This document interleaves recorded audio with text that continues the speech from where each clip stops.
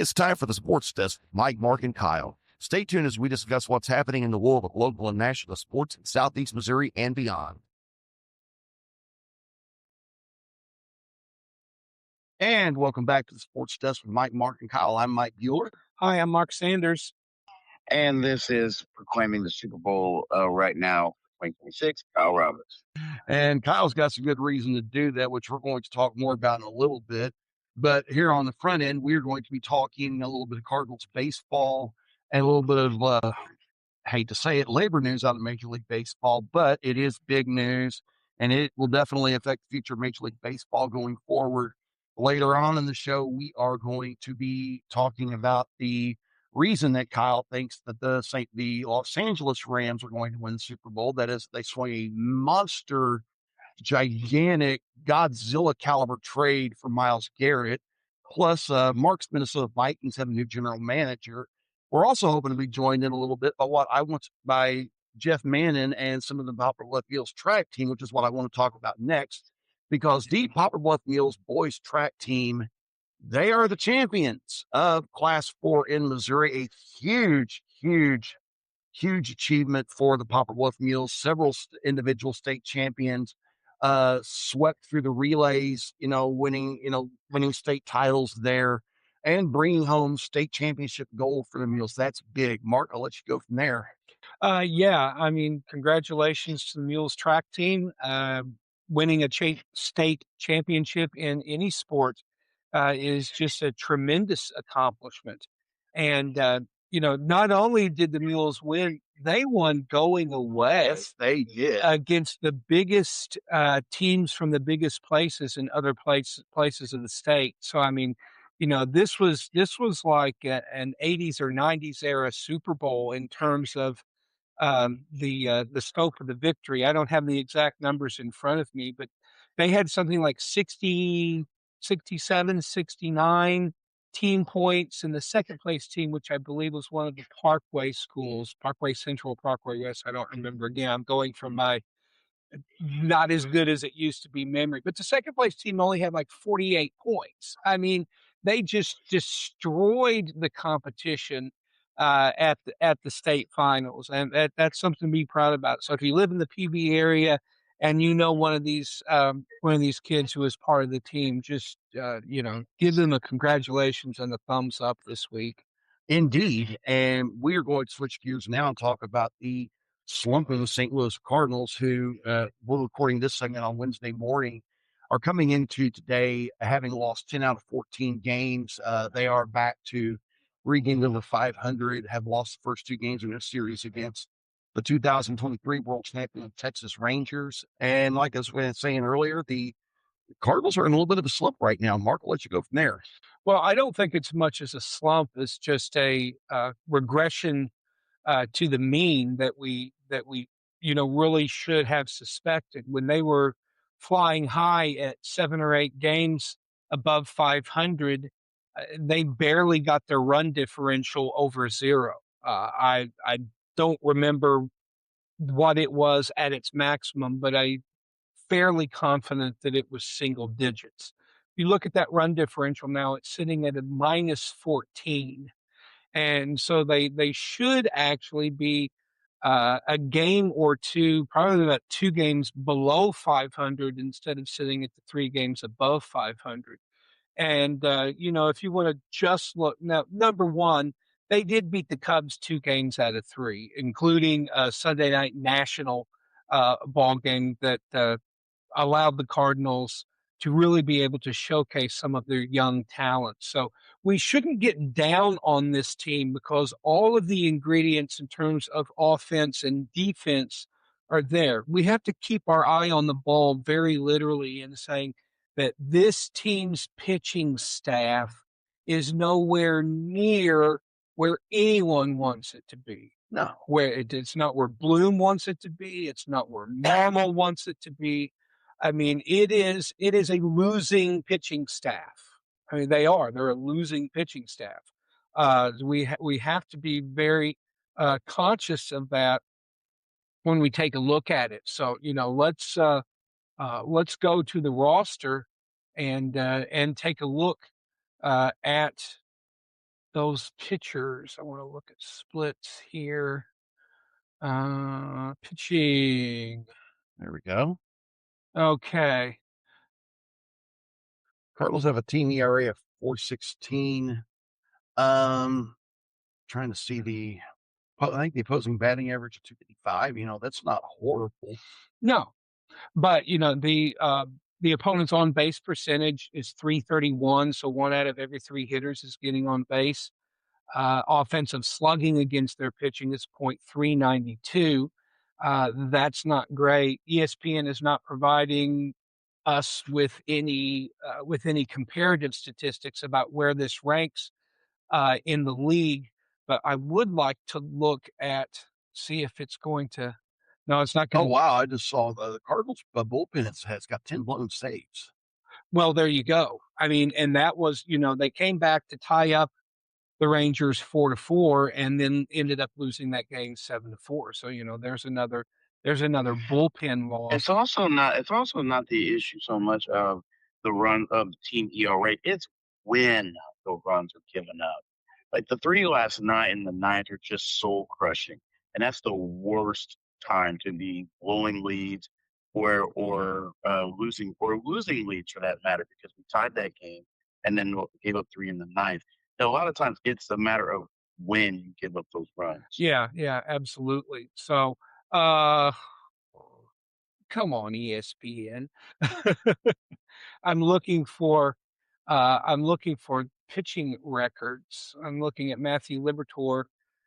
Mike, help me out. Do you see his yes, his win-loss record posted? Scroll up and you might. Hold on. Oh, okay. Here it is, 3-3 with an ERA of 4.35. Yeah. Okay. So Kyle Leahy, 5-3. He's got a winning record. Dustin May, 3-6. 4.59 ERA. Yeah. I mean, and May has some talent. I mean, it's like he took a no-hitter against Milwaukee last week into the 8th inning and ended up losing that game. Yikes. Michael McGreevy, 3-5. With ERA under 3, you talk about tough luck. Exactly. Yeah. And McGreevy has a WAR of nearly 2. Mm-hmm. So he's quite the valuable pitcher, but clearly you can see his struggle is not his struggle, it's a run support. Yeah. It's nothing that a pitcher can control. Yeah, Andre Palante, 5-4. I mean, you look at the records of their starting pitchers, and all you see is a 500 ball club. I mean, that's when all 5 of your starters have an ERA over 4.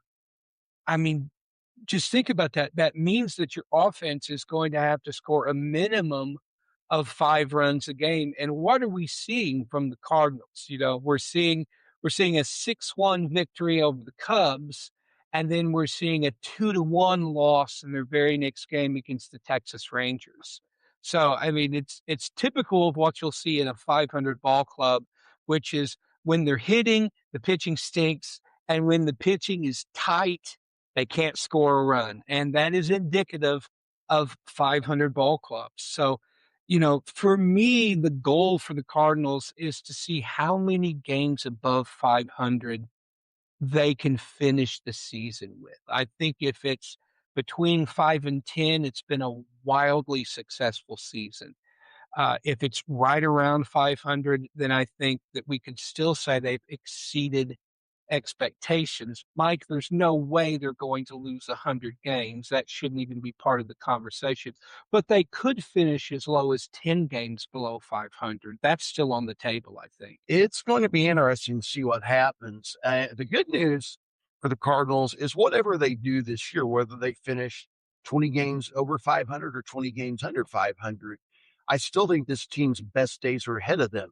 The bad news is we may have to wait until 2028 and later to see those best days, because the news on the labor front in baseball is not good. In fact, it is bad enough that I'm going to make another bold prediction right now that I think you'll be more inclined to agree with when I say there is not going to be a 2027 Major League Baseball season.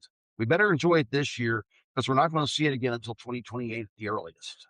It is absolutely the stupidest thing that the game could do. And if there is no season because of a labor stoppage, it is 100% going to be the fault of the Players Association. Now, anyone who knows me knows that I am always pro labor and anti owner. But in this case, the owners have got to do something to bring competitive balance back into the game. They have to find a consistent source of revenue that they can use to grow the game. And, all we have to do is compare Major League Baseball to the NFL. The NFL can literally sell one game to a streaming service. And I'll talk more later on in the show about streaming services. But the NFL can sell one game to a streaming service like Amazon or Netflix for $1 billion. I mean, literally $1 billion. That's for one game, for the exclusive rights to telecast that over one of their streaming services. Major League Baseball does not have a national broadcast contract. They have the only thing that comes close for them is MLB.com. And please raise your hand if you have an MLB.com subscription. Oh, no one? I No used to, but surprise. that's been many years ago. It's $100 for you. And, the fact of the matter is, most people are already paying somewhere between $30 and $80 a month for a variety of different streaming services. Now, we can talk at length about how streaming services have just basically replaced cable and satellite, and you're still paying the same amount of money. That's a different issue. But if you're going to generate the type of revenues that we see coming out of the NFL, you have to have a national television contract. And not only does baseball not have a national contract, but most of the teams don't have broadcast contracts. The St. Louis Cardinals don't have a broadcast contract. Most of us remember when it was Fox Sports Midwest on our cable service. That doesn't exist anymore. And so, the Cardinals are not getting that revenue. Now, what a salary cap system does is it establishes a baseline of revenue that you can grow with these television contracts. The owners have already offered a 50-50 split with a cap of 245 million. Now, for comparison, the NFL cap this year, and think about how much bigger the NFL is than Major League Baseball. The NFL cap is at about $305 million. So this is a little bit lower. Obviously, but the NFL rosters are a lot bigger. Right. Yeah, absolutely. See, that's something else that we need to consider with this cap. And obviously, the owners aren't going to come out if they're willing to offer 245 million. They're probably willing to go up to 275. The floor, this is really important for small market teams like Pittsburgh and Cincinnati, 171.2 million. So, no more lowballing rosters and pocketing the rest of the money for that. This prevents the Dodgers and the Yankees from buying their way into the playoffs. And this is the thing, this is my number one argument for why the Players Association's goal should be to negotiate a salary cap, free agency. I mean, this is the cap system is the reason why you have these huge free agent deals in the NFL every season. The NFL's got a hard cap too.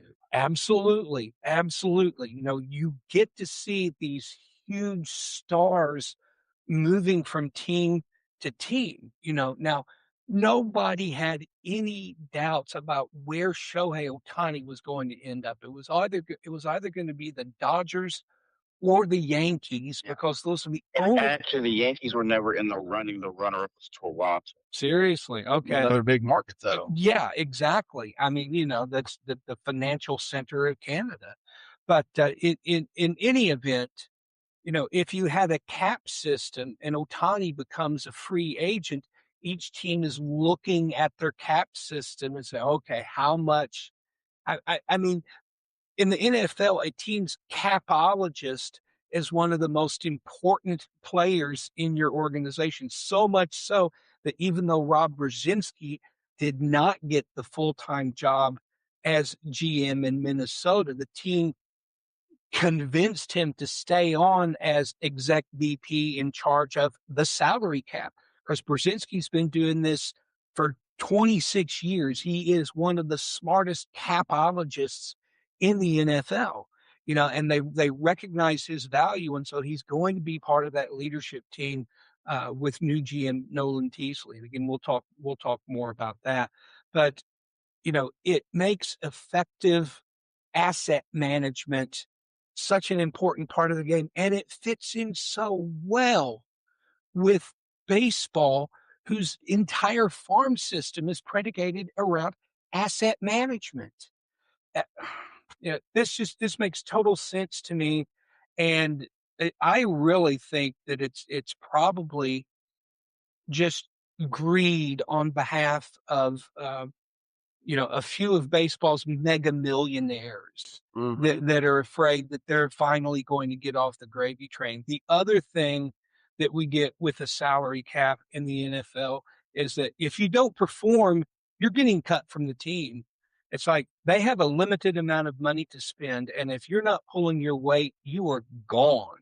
And how nice would, one of the things that I think the Cardinals did really effectively is unloading all of those veteran contracts, because no matter how much the fan base may have loved Paul Goldschmidt and Nolan Arenado, they were not pulling their weight statistically. They were not earning the salaries that they were receiving from the ball club. Agreed. And like I said, it's going to be interesting. As I said before, coming at my tongue untangled. I don't think we're going to have baseball next year. Kyle, I'm going to let you give a quick thought before we go to break. Kyle, what do you think?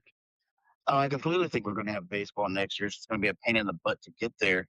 I always say that the counterpoint to Major League Baseball not having a salary cap is that you look at teams, and I know these are outliers in the free agents era, but look at the model of the model of player development and drafting that the Tampa Bay Rays have. They do not have to spend money like other teams in order to have been successful, and also without them having a big market share or an excellent stadium or anything like that, then explain why they have the best record in the American League right now with one of the smallest payrolls in all of baseball. And another counterpoint, the the fact that the Marlins won the World Series when you're with a $13 million payroll, going against a team in which the starting shortstop, his yearly salary was more than a 25-man payroll or 25-man roster, is kind of asinine. So I've always said, like, baseball is this rare exception to where scouting and player development really do matter. Because I've always said, when you look at the Yankees, for example, from what I call their true free spending era, which was 2002 to about 2008, when they got Alex Rodriguez, they got Jason Giambi, Gary Sheffield, Hideki Matsui, Brady Johnson, all these big names. How many World Series did they win during that time? None. Yeah, that is true. But you're also talking about the strangeness of a 7-game series as compared to a 162 game season. Exactly. But there's one very important detail that you left out when you mentioned the free spending days of the Yankees or the Marlins championship. That was an era when baseball had a national television contract, and when every team had their own individual local and regional televised deal. The economic situation has shifted significantly. Yes, it has. And it necessitates, no, not for the better. That's why it necessitates a cap. They will collapse under an untenable economic model. And that's why I think I agree with Mike. I think that the owners are absolutely committed to just throwing the entire season, maybe 2 seasons, into the trash, because they're not going to be able to afford to stay in business. And the other thing that baseball needs to recognize, it is no longer the national pastime. That belongs to pro football and college football, Yes. and among young people, soccer. Yeah. I was in St. Louis this past weekend, ate a local restaurant up there. The place was full. I mean, it was packed wall to wall on a Saturday at noon. Why was this? Because Arsenal was playing a game in the English Premier League, and everyone was there in their Fly Emirates jerseys in St. Louis rooting for Arsenal. Yeah, baseball is a niche sport now, and they're not going to survive if they're not willing to adapt and change and evolve. And a salary cap, it has not killed off the other three major sports. It has made them all viable and successful. Yeah, I agree. I mean, it's the only major sport that doesn't have a cap. And I think something's going to have to give, because if it doesn't, I think you're going to see teams contract, and you could see the entire sport go under. But that's something we're going to be able to discuss over the coming weeks and months, because I think it is coming. When we come back, we have got more stuff. We are later on hoping to have, like I said, we're hoping to have Jeff Mannon on a bit, but later on than that, we are going to be talking a little bit, a little bit, only a little bit of Rams news, only a little bit of Vikings news here on the Sports Desk with Mike, Mark, and Kyle. This is Three Rivers men's basketball coach Robert Kirby, and you are listening to the Sports Desk with Mike, Mark, and Kyle. And we are back on the Sports Desk with Mike, Mark, and Kyle. I'm Mike Bueller, live from Poplar Bluff High School with Poplar Bluff High School football coach and track coach Jeff Mannon. Coach, congratulations on that state championship. I know you are still basking in the glow of that, and I will let you go from there. Yeah, thanks, Mike. The kids did a really good job this weekend. We knew going in we had a opportunity to make some noise, and we were kind of eyeing Festus and Parkway Central, and up front we kind of figured we'd need 70 points to win the state championship. We ended up getting 67. I believe every kid that was seeded to scored better, or as they were projected, which was awesome. Especially, we had tons of weather delays. We get there and it's automatically everything's pushed back, and then we got a weather delay. They started it again.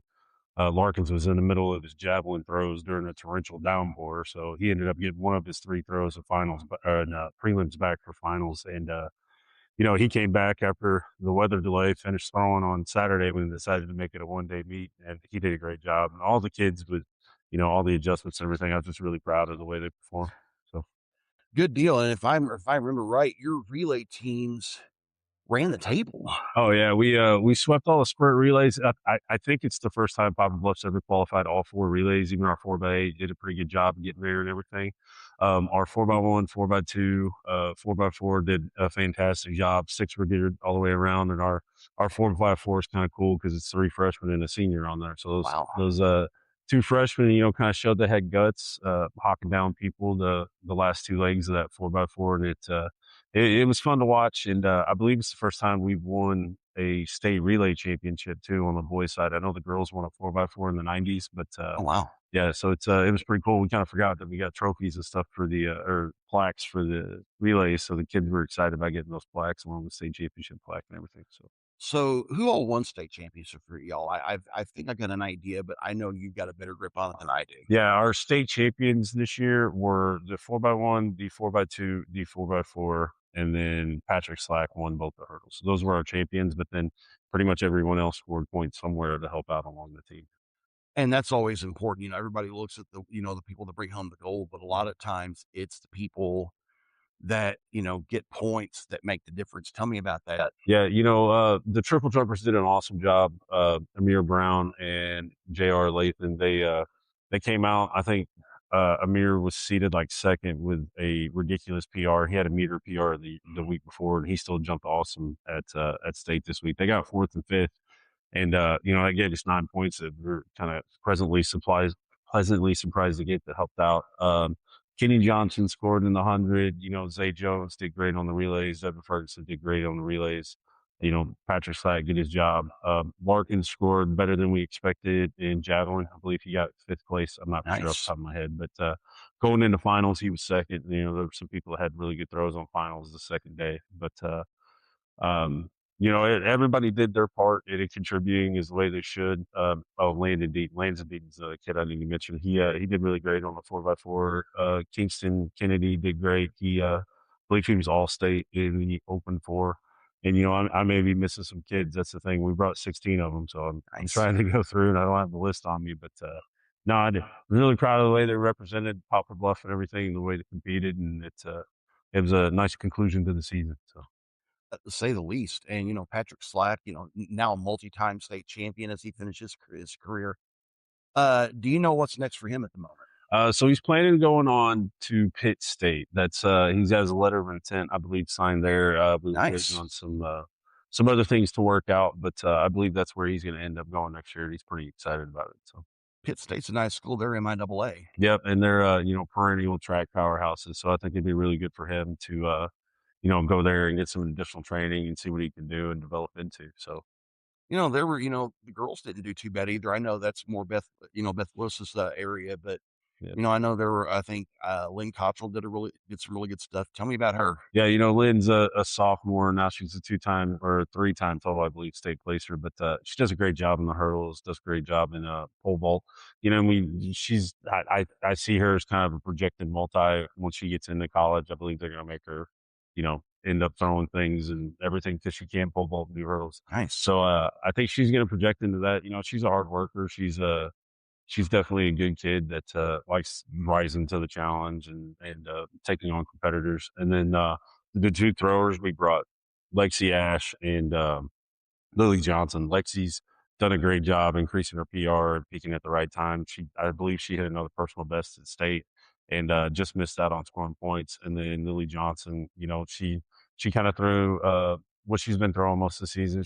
You know, she went out and competed really well, and it was just nice seeing the girls represented out there too.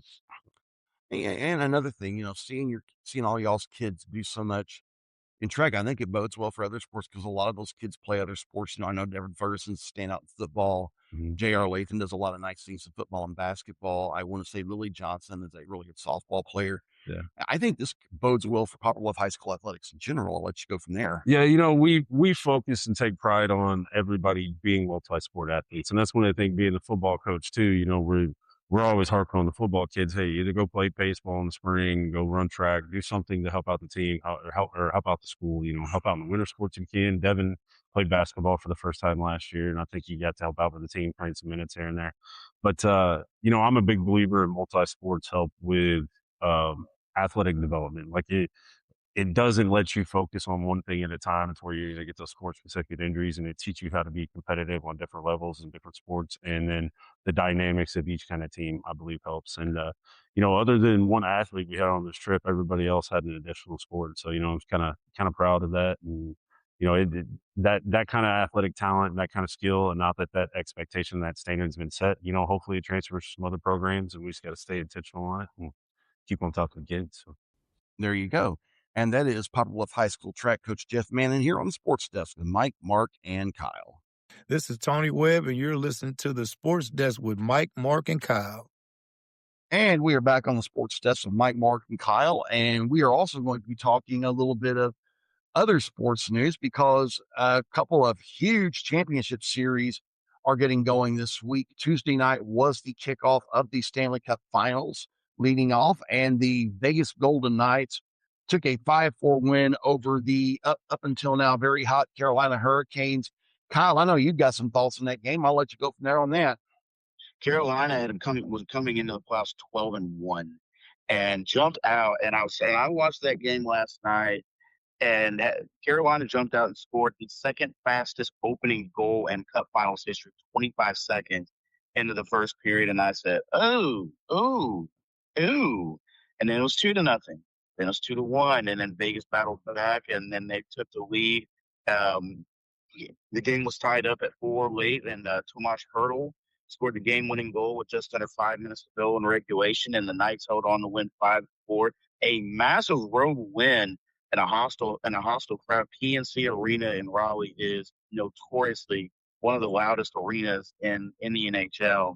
And for Vegas to go in there and get a huge road win sets a strong precedent. It's the same team that just swept the President's Trophy champion or winner, Colorado Avalanche, in the Western Conference Finals.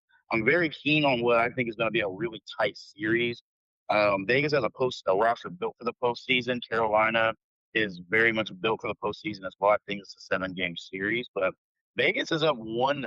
But as of this recording, we're getting ready for tonight for what I think is going to be what will be one of the most watched NBA Finals in a good minute. And by the way, NBA Finals viewership is up the highest it's been since 2001. I just want to go ahead and put that out there.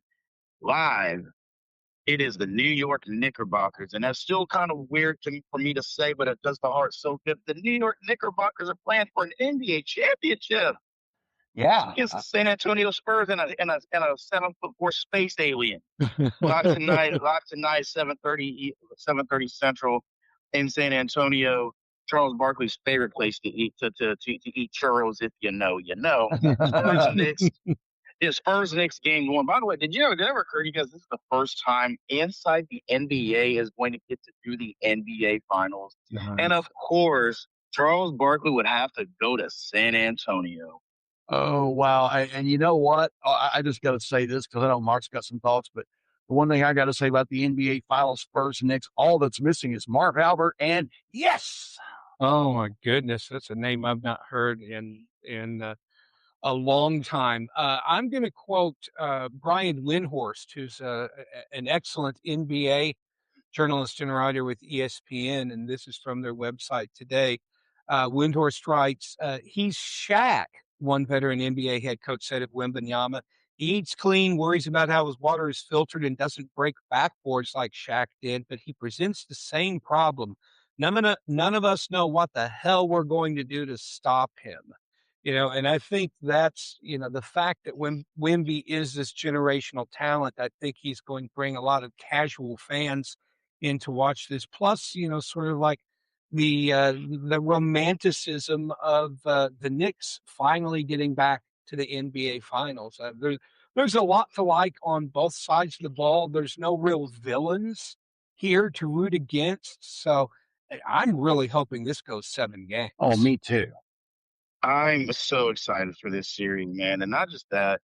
First and foremost, this is a rare time where I'm not openly quote hating on the Spurs. But I'm a Mavericks fan. In the 2000s, I had every reason to hate on Tim Duncan and Pop and all that. But it's different this time. This is a really likable group of young players. And another thing to keep in mind, there's a lot of storylines in this series.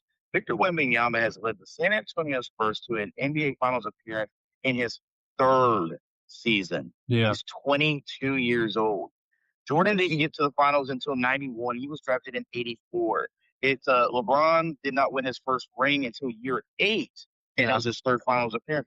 Kobe won his first ring in year 4. However, it wasn't until he got Pau Gasol, and he was the guy that people really looked at him differently as a leader and a champion, and guys like that. Really, the only player I can think of that's done anything like this on a shorter sample size is Magic Johnson in 1979, 1980, when he led the Lakers to the NBA title as a rookie and stepped in for Kareem Abdul-Jabbar and against the 76ers. But the Knicks in the Garden in New York City is a generational burden these players are carrying on their shoulders. Patrick Ewing, Pat Riley, when he was a Knick, John Starks, Charles Oakley, Allen Houston, Carmelo Anthony, for crying out loud. And for the fans, everyone knows about Spike Lee and his lifelong love of the Knicks. And, guys like Tracy Morgan, Ben Stiller, and say what you will about him. Stephen A. Smith is a legit lifelong Knicks fan. I've never seen that man get more angry over anything than the New York Knicks. Like, it means something different. The city of New York, I'm a big believer that out of all the teams in the New York area, no one really rides or dies like that for the Jets or the Mets or, the Giants for that matter. Like the Yankees always carry like a snooty air about them. Yankees fans are like Patriots. Yankees fans are like Patriots fans in baseball. To hell with them. They suck. You don't even have any fancy words for it. By the way, I'm going to chime in real quick. LeBron actually didn't win his first championship until year 9 because in year 8 was his first year in Miami. Oh, that's right. Oh, yeah, because guess who the Miami Heat lost to that year despite having the big three? They got beat by me and By Kyle's Dirk. favorite team, the Dallas Mavericks. That's right. Yeah, the Heatles fell apart in 2010-11. So 1 year off. I can't get them all right, but 99% of the time I do. But back to where I was going with this. But when you think of like the true like grime and the grit of New York, to me, the New York Knicks personified what I like to call 90s New York City mentality. Now I'm thinking like cold winters, Timberland boots, bubble coats, just like a real grit. This team feels that way with a fresher polish, because when you look at Game 4 against Cleveland and the fact that the Knicks scored 130 points and nobody scored more than 19. They get contributions from everybody, and it could be anyone that goes off on any given night. We all know Jalen Brunson can be that guy. Karl Anthony Towns can be that guy. We're going to see how he matchups against Wemby. You're going to have to be really creative to find ways to get him open when you have that 7'4" space alien controlling every inch of the paint and outside of it, because he affects so much of the game. But then you're going to have Mitchell Robinson neutralize the middle. You're going to have to get contribution from Landry Shamet shooting. Hold on, I'll let you jump in. Let me just interject with this stat. The Knicks have not scored less than 100 points in this playoffs. Every single one of their games, win or lose, they've scored more than 100 points.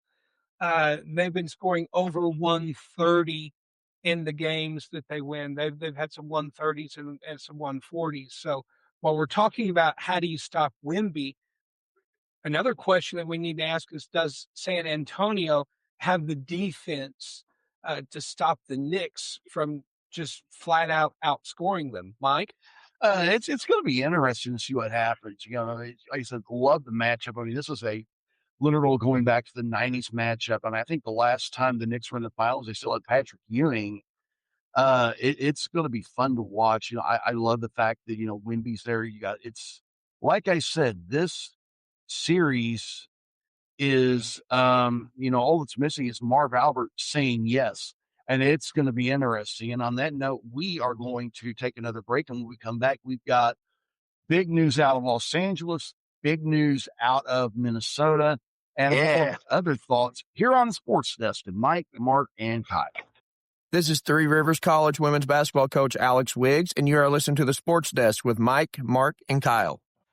And we are back on the Sports Desk with Mike, Mark, and Kyle. And we got a lot of stuff we're going to be hitting in this segment, but we're leading off with the biggest, giganticest, monstrositous news that happened on Monday when the Los Angeles Rams and the Cleveland Browns swung one of the biggest blockbuster trades in NFL history. The Rams picked up Myles Garrett, the, I believe, reigning Defensive Player of the Year from the Cleveland Browns. The Browns are getting Jared Verse and I believe 3 draft picks, including a number 1 pick next year. Huge, huge trade. The Rams, it's hard to look at the NFL and say the Rams are not favorites to win the Super Bowl. And Kyle, I know you've got a lot of thoughts on that, and I am going to let you go at it right now. If you could only see the big Grinch smile on my face right now. honey, let me tell you something. Not only did we just acquire Myles Garrett, he bringing 2-time Defensive Player of the Year. He's won the last 2. This man just broke the single season sack record, and he's only 30. He is in his prime. And we gave up, I genuinely believe, the very best haul that the Browns could have gotten from us for him, which was a 2027 first, a 2028 second, a 2029 third, and Jared Verse. And remember, Jared Verse is a former Defensive Rookie of the Year himself, and now he gets to play with the reigning Defensive Rookie of the Year in Carson Schwarzenegger on a top 5 Browns defense that a lot of people tend to forget about. Now, as for us, I have one request. To the wife of Aaron Donald, just for third downs only, can he come back and play football for the Los Angeles Rams this year? Only third downs. That's all I'm asking. I don't need a whole lot. I mean, maybe about 20 plays. About 20 plays this year. Just line up next to 99 next to 95. That's all I'm asking. I don't think that's going to do too much damage. Do y'all think that's going to do too much damage? I don't. Well, it won't do too much I feel damage. wonderful. Well, before you start booking tickets to LA for the championship parade next February, let me point out a few kind of some uncomfortable facts. It is very rare that a preseason favorite even makes it to the Super Bowl, much less wins the Super Bowl. We have to remember that although Myles Garrett is an absolute monster, he's also a little bit older, certainly older than Jared Verse. And, I'm not saying he's going to get injured, but I mean, Green Bay Packers fans were packing their bags for a Super Bowl trip when they signed Micah Parsons, right up to the point where he snapped his ACL. So, you can't count on everyone being healthy all season. Caveat number 2, Matthew Stafford has a bad back, and even though he made it through the season last year at an MVP caliber, he is a year older. And we all know with quarterbacks in their late 30s or their early 40s, they're capable of playing, but there comes a time where everything just stops all at once. And we all remember Peyton Manning in Denver throwing those dying ducks. I mean, it's like, forget spiral. I mean, it's like he was shot putting that ball. So some of the ugliest passes I've ever seen from who I think is probably one of the 5 greatest quarterbacks to ever play the game. But even Manning at the end of his career couldn't beat age. So there are a lot of factors that you have to take in. And I think health is the biggest one. Are the Rams the favorites? Sure, absolutely. Is Puka Nacua going to get suspended for the second half of the season? Maybe. Who knows? So, let's, to paraphrase one of my favorite lines from one of my favorite movies, Pulp Fiction, let's not all start, eating our popsicles just yet. And you're completely right and I'm a big fan of. I am not a fan of teams winning for the off-season Super Bowl because if that was the case, how many rings would Daniel Snyder have? Oh, however, let's keep it. But the F them pick Rams are back.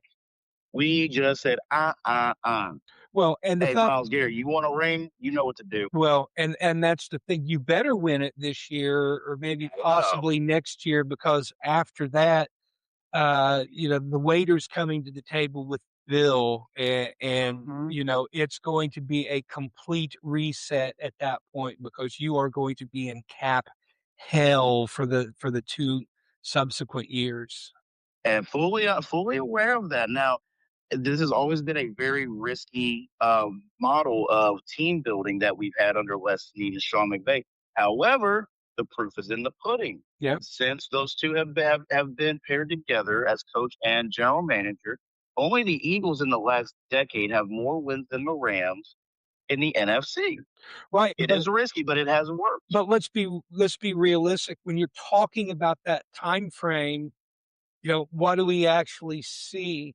The Rams have been to 2 Super Bowls with a 1-1 record. The Eagles have been to 3 Super Bowls with a 2-1 record. What the Patriots and the Chiefs have done over the past 15 years is the aberration. You don't go to 5 straight Super Bowls. I mean, it's like that almost never happens. So no, especially in the NFL where the league is designed for you that to not happen. Exactly. And it's a completely different situation in Minnesota, a team that hasn't been to the Super Bowl in now going on 51 years and has never won the big game. And again, this has to do with expectations because I remember 1998 and there was just no question in my mind that the Vikings were finally going to win it. And then again in 2009, the Brett Favre marvelous season, where, everything except the referees who were paid off to ignore Favre being assaulted by the Saints defense throughout that game. It was the only thing that could stop them that year. But the Vikings have decided to take a new approach to team building, and they have hired former Seahawks assistant GM Nolan Teasley, 42 years old, was described as John Schneider's right-hand man for the past 3 seasons, and there is every indication that what the Vikings can expect over the next several years is to obtain draft assets, draft more effectively, manage their team assets more effectively, and nothing is more important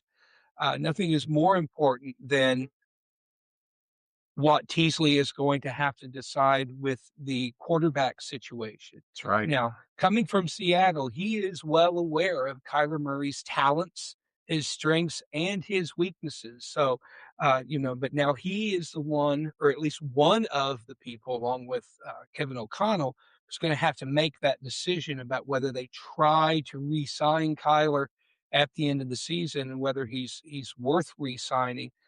If you don't, then the question is, well, are you comfortable with putting J.J. McCarthy back in that? There's an entire conversation we're going to spend the whole summer talking about it, about whether J.J. even wants to be on this team. I'm of the mind that J.J. doesn't even want to be on this team anymore, and I don't think that Kevin O'Connell wants him on the team anymore. I think that this is a completely fractured relationship between head coach and quarterback, and barring some sort of dramatic shift, I don't really see that changing. I'm 100% convinced that O'Connell brought Kyler Murray in to replace J.J. McCarthy. We'll just have to see how that plays out. But long story short, I love the Teasley pick. I think he's going to be a terrific GM. Let's see. What's really key is, can he get along with Kevin O'Connell? But here's my clarifying point for that. O'Connell was part of the management group along with the Wilfs, the ownership family, and their overall CEO, the business guy in charge of the Vikings, Andrew Miller. But anyway, Kevin O'Connell was in the room during the interviews. He was part of the group that made the decision to hire Teasley. O'Connell would not have given the thumbs up on that hire if he didn't think that he would be able to work with Teasley. And there's no way that Teasley didn't say, hey, how much power and control am I actually going to have? How much of a cooperative effort is this going to be with the coaching staff? And how much leeway am I going to have to manage the roster, to manage the players? I'm 100% convinced that they answered all of these questions before they offered him the job, and that he had assurances before he accepted the job. So, nobody expects the Vikings to do much this season. We'll just have to wait and see. I had high hopes last season and they fell flat. So I'm really going to just withhold judgment really until after the preseason is completed before I even make a realistic prediction of the Vikings' chances. But I think over the next 2 or 3 years, if the Vikings can actually have a consistently, mid to high quality quarterback, they keep Flores on defense. I think that Teasley is going to bring them into a legitimate conversation about the team being Super Bowl contenders. It's not going to happen overnight, but I think by the end of the decade, we might get back to the promised land. That would be great. And I think that's a good hire. And I agree with you. I think that, they make sure everybody's on the same page. I think him and O'Connell are going to get along good.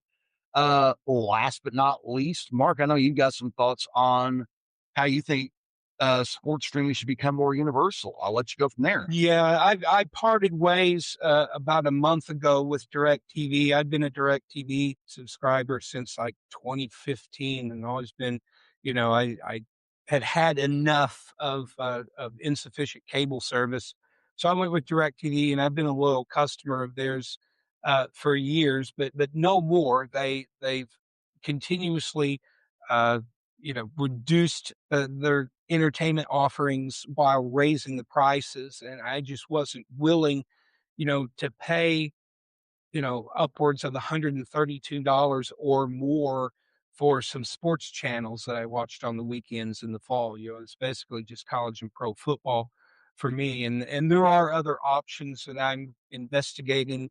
Uh, I may even go back to an HD antenna. But here's the point. The future of entertainment in America is streaming services. You know,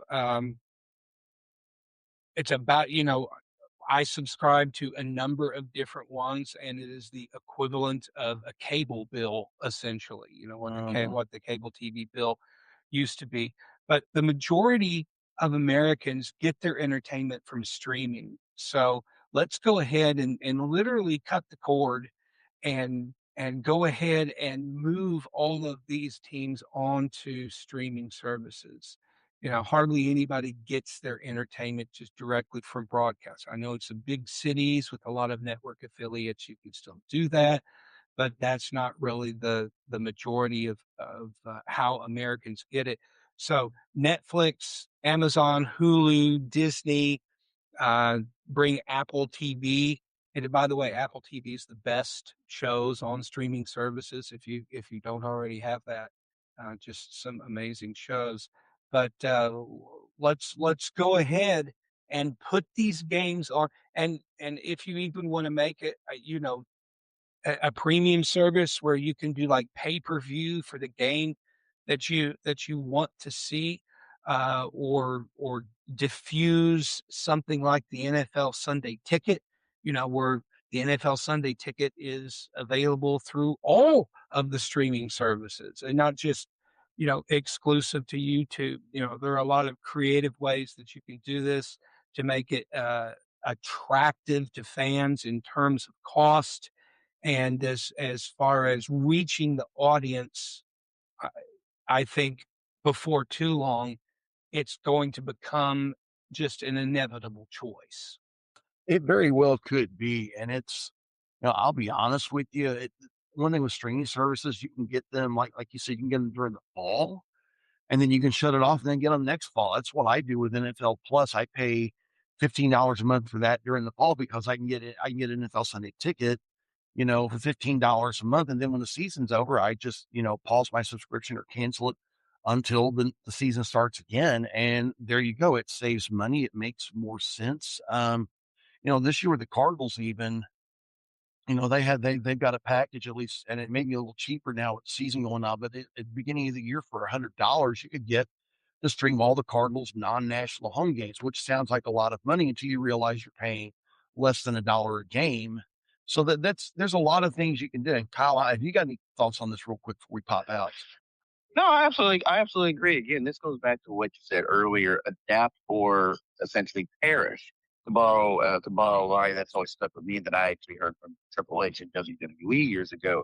But Major League Baseball and all these other platforms, you need to fully adapt to the surroundings, and streaming is the name of the game these days. It just is. If there was a way for every team to have a streaming equivalent to a local sports, like a regional sports network, that would be phenomenal. I'd get down with that because then every local streaming outlet could have their own unique identity that is unique to that fan base. So kind of like how we used to have Fox Sports Midwest, or you have Fox Sports Kansas City, or how up in New York you have Yes or the MSG network. Imagine a streaming format version of it. Hey Kyle. Adapt. Hey Yes. Kyle, you are now working at a store that sells video games, are you not? Yes. Okay, well, interesting news. The cover model for next year's Madden NFL 27 This is none other than Chicago Bears quarterback Caleb Williams. So Say goodbye. Say no. Do not congratulate that young man. Congratulations, Bears fans. Williams is going to end up out for the season with an injury. The curse of the Madden cover is almost certain to bite the Bears It's this actually season. not as lethal as it used to be. However, and I'm not going to exactly repeat what our friend Scott Borgman said to me after I told him this morning. It's a nice four-letter word that rhymes with truck. However, I told him, I said, hey, now the curse has chilled out somewhat. And he said, and they chose a Bears quarterback. We're going to get a good look at Tyson Bagent. So, and I said, you know what? The fragile psyche of Bears fans is really fascinating to me. And I could just hear his voice. He goes, do we need to go over the list of starters during the Brett Favre era again? I'm like, listen, I'm not trying to get you this mad this early. I saw the cover. It looks cool. However, some teams have been grossly victimized by the Madden curse. The Rams were one of them back in 2002 with Marshall Faulk. So yeah, it's that a little bit. Yeah, for those of you who haven't seen it, I mean, it's Caleb, doing the iconic Air Jordan move that he did, twice in the playoffs this year. Now, obviously, as a Vikings fan, I have no love for Chicago, but boy, if the Bears are not playing the Vikings, he is so much fun to watch, and I actually hope he takes the next step because you know what? I'm going to just go ahead and say the NFL is better when the Bears are good. Yeah, It is. it is. Certain brands, when they are rolling, it means a lot more. And also, I like to see the Bears do well. Number one, I don't want to see my friend's liver go through another struggle. But at the same time, Luther Burden III is set to be a big player for the Bears, and I want to see Mizzou guys do really well. Yeah. And he's got a huge opportunity to develop something special. But final word: they need to stay in Illinois. They need to stay in Chicagoland. No Bears in Indiana. Absolutely. It's going to be interesting, but that's our show for this week, guys. We've got more stuff coming up in the coming weeks. And on that note, I'm Mike Buell. I'm Mark Sanders. And I'm Kyle Roberts. And you have been listening to the Sports Desk with Mike, Mark, and Kyle.